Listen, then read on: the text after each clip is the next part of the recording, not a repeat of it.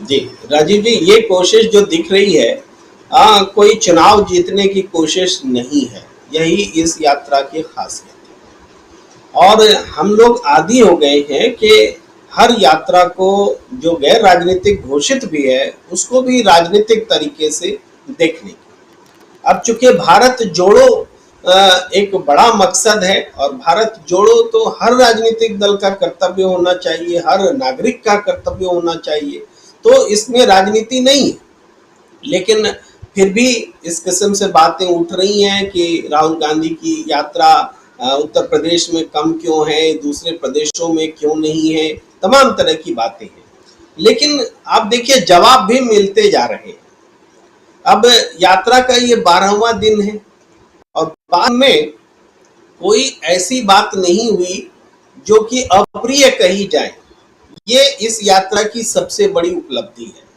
और उत्तर प्रदेश में पहले दिन एक छोटी सी यात्रा अखिलेश यादव जी निकालना चाहते हैं, सदन तक जाना चाहते हैं, तो उनको जाने नहीं दिया जाता, उनको सड़क पर बैठना पड़ता है।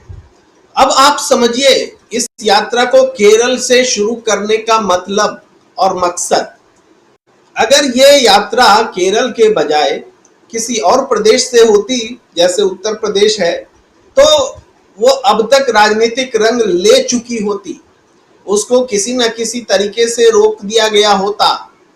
लेकिन अब आगे जब कभी ये यात्रा कर्नाटक से होकर गुजरेगी, महाराष्ट्र से, या ऐसे प्रदेशों से जहां बीजेपी की सरकार है, तो बीजेपी की हिम्मत नहीं होगी इस यात्रा को उस तरह से डिस्टर्ब करने की, जिस तरीके से आज अखिलेश यादव की यात्रा को डिस्टर्ब किया गया है।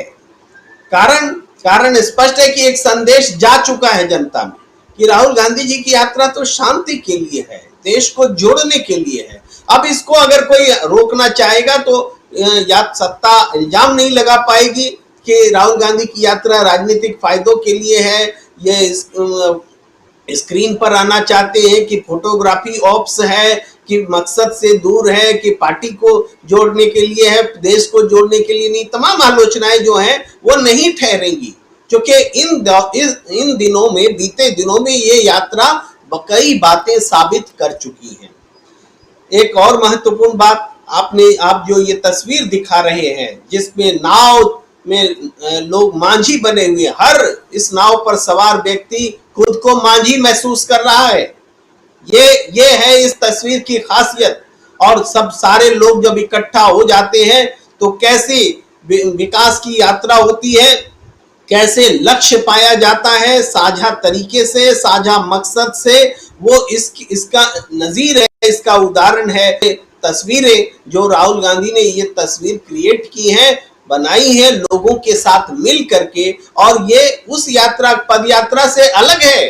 पद यात्रा के दौरान भी कई ऐसे किस्से पैदा हो रहे हैं जो प्रेरित करने वाले हैं। ये इस यात्रा की खासियत है, राहुल गांधी जी की यात्रा की। उसके बाद इसको राजनीतिक तरीके से भी देखा जाए, क्योंकि कोई राजनीतिक व्यक्ति जब पद यात्रा करता है और देश का मकसद रखता है, देश को जोड़ने का मकसद रखता है, तो वो राजनीति से दूर भी नहीं रह सकती। प्रायोरिटी जरूर है देश को जोड़ना, लेकिन राजनीतिक फायदे जो इस पहल को करेंगे ईमानदारी से, उनको मिलेंगे, ये बात भी है। तो ये जो भारत जोड़ने का मकसद है, भारत जोड़ने में वो सारी बातें जो भारत तोड़ने वाली होती हैं, उसके खिलाफ ये अलग है, ये जन जागरण है। ये इस यात्रा का महत्व है। इसका फायदा जो है निश्चित रूप से अब दिखने लगा है।